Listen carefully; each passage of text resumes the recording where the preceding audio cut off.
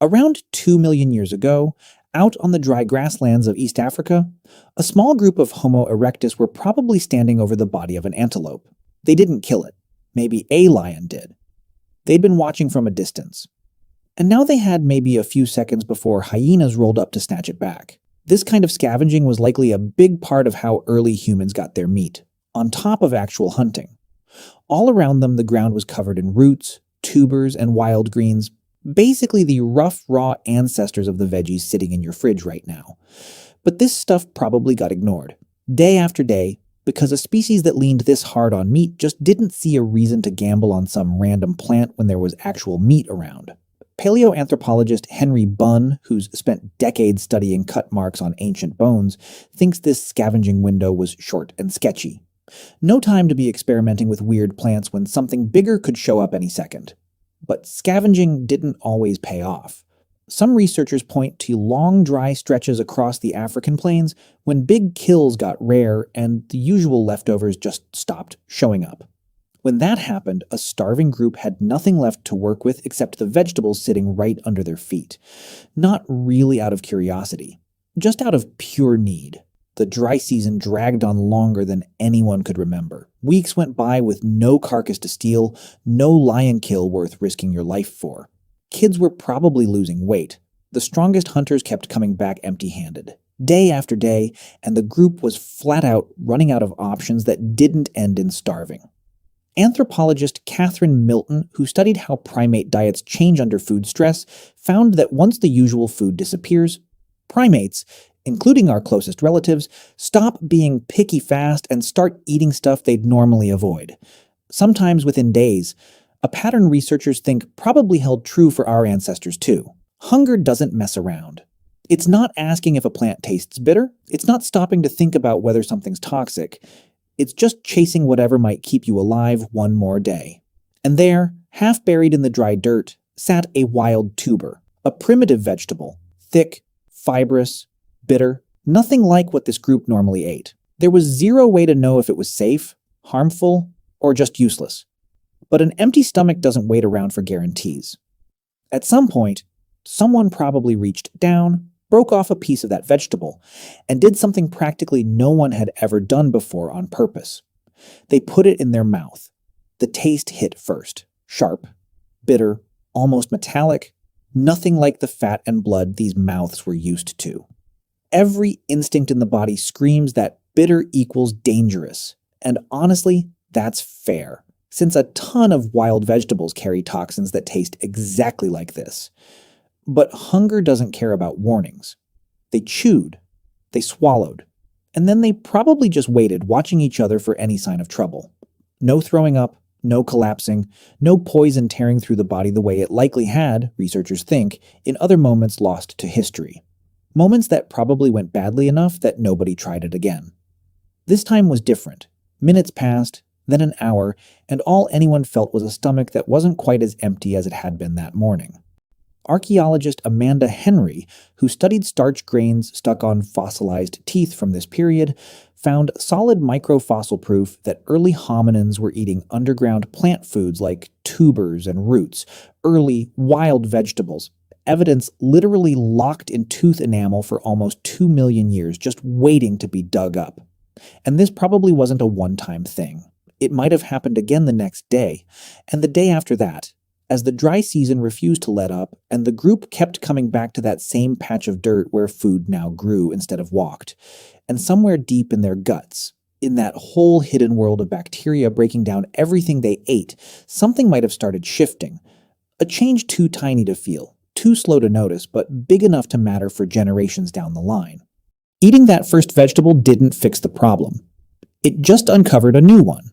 That slow shift happening in their gut bacteria wasn't the end of the story either, because it wasn't just about what was living in their gut. It was about how hard that gut had to work every single day. Raw vegetables like this were tough, fibrous, and loaded with stuff the human digestive system couldn't easily break down, so a full stomach didn't always mean you were actually getting fed. Biological anthropologist Richard Wrangham argues this exact problem playing out over generations, might be what eventually pushed early humans toward controlling one of the biggest game changers in our whole history: fire, used on purpose for cooking. Cooking could soften up fibrous plant foods, break down toxins raw chewing couldn't touch, and unlock calories that would have otherwise just passed straight through the body, wasted. But fire had to be found, kept alive, and fed constantly, which meant way more effort than foraging ever demanded. Prepping a meal wasn't just about finding something edible anymore, it turned into processing it, grinding it, sometimes soaking it for hours just to get the bitterness out of a root or tuber before it was even safe to eat. And, according to Wrangham, all that extra work basically paid for itself. A gut that didn't have to grind so hard suddenly had spare energy to burn elsewhere. And the organ that eats up spare energy more than anything else in the body, the brain. Right around this same period in the fossil record, brain size in early hominins starts climbing. Slow, but unmistakable. Something researchers partly link to this shift in diet and food prep, though it's still an active debate, not a done deal. A handful of bitter vegetables somehow turned into something way bigger than just a meal. It turned into a question of what a body does with energy it no longer had to burn just to stay alive. A bigger brain wasn't cheap either.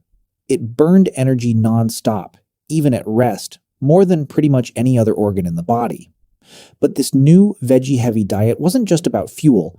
It probably also gave them something hunting alone could never guarantee: consistency. A group relying purely on meat lived or died by whatever the land felt like offering that week, and when big animals disappeared for a season, so did their whole chance of survival. Vegetables didn't work that way. Some roots could just sit in the ground, staying edible for ages. Seeds could be collected and carried around. Different plants popped up in different seasons, meaning these early veggies were way more spread out across the year than meat could ever be. Archaeologist Curtis Marian, whose digs at Pinnacle Point in southern Africa uncovered proof of early Homo sapiens leaning on shellfish and plant foods, points to this exact site as evidence that this kind of dietary flexibility kept certain groups alive when big game dried up. What started with one group and one bitter vegetable might have eventually decided which parts of the Earth humans could actually call home. That same flexibility is one of the big reasons researchers think early humans managed to spread out of Africa into wildly different environments across Europe and Asia, colder places, drier places, spots where the animals they knew how to hunt didn't even exist, all playing out over countless generations. And in some way, it's what carried them further than any of them could have ever imagined. That first bitter vegetable never actually went away. It just changed shape over 2 million years until it became something you wouldn't even recognize as the same story anymore. Your teeth still carry proof of it. Those flat molars at the back of your mouth aren't built for ripping flesh like a lion's teeth are. They're built for grinding, shaped by millions of years of chewing tough, fibrous vegetables. Your gut carries a piece of that history too. Researchers studying the human microbiome found that our gut bacteria are still wired to handle way more plant fiber than most people in industrialized countries actually eat today. A mismatch some scientists trace straight back to this ancient shift toward roots, tubers, and other fibrous vegetables. Even the shape of your digestive tract, shorter and less specialized than a strict carnivore's, more flexible than a strict herbivore's, is basically a physical record of an ancestor who learned to eat almost anything rather than starve waiting for the perfect meal. Every time you eat a vegetable today, you're not doing anything new. You're repeating a decision made out of pure desperation in the middle of a brutal dry season by a group of hominins who had absolutely no idea they were about to change the future of an entire species. They weren't thinking about brain size or migration or teeth. They were just thinking about staying alive one more day. And somehow that one decision made with zero plan at all is still sitting on your plate tonight, still shaping your body, still quietly linking you back to a starving group standing over an antelope carcass 2 million years ago, wondering if the ground beneath their feet might just save them.